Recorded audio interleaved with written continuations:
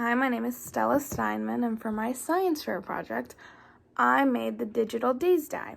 The Digital Daze Die is a texture-based fidget cube that you use during the virtual learning process.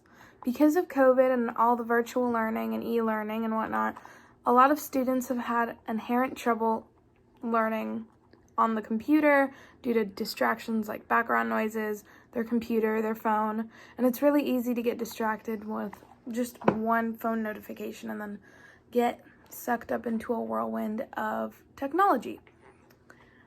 Obviously, you can use a regular fidget cube, but this fidget cube makes a lot of noise, and that could be an issue for students who are trying to learn. This one is texture-based and doesn't make any noise. It has a lot of things that you can use that, maybe some students do when they're stressed during school, like, pulling, picking, just rubbing or plucking. And then there's one wheel. So the way that I tested my product was I got about 14 word searches and tested it with both my texture cube and the regular fidget cube.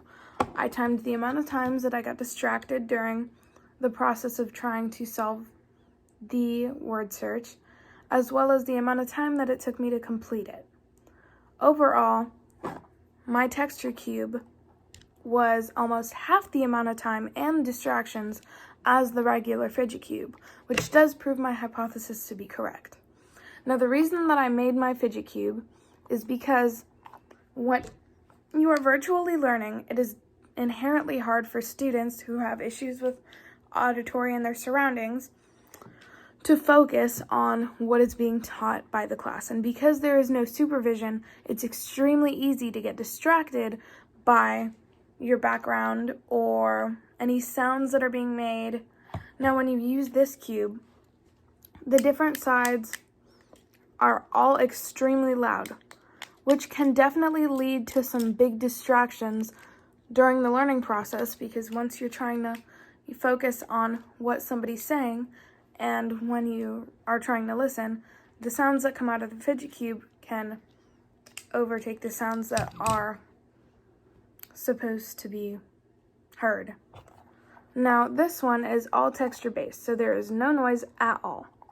So there's pulling, this wheel, plucking, pushing, and a braille-like texture, as well as picking. So these are all things that many students do when they're stressed during test taking or quizzes or anything else. So using what students do during their normal or nervous breakdowns during tests is the best way to make a fidget cube that works to keep them from distracting themselves with something else like a phone or their computer during virtual learning.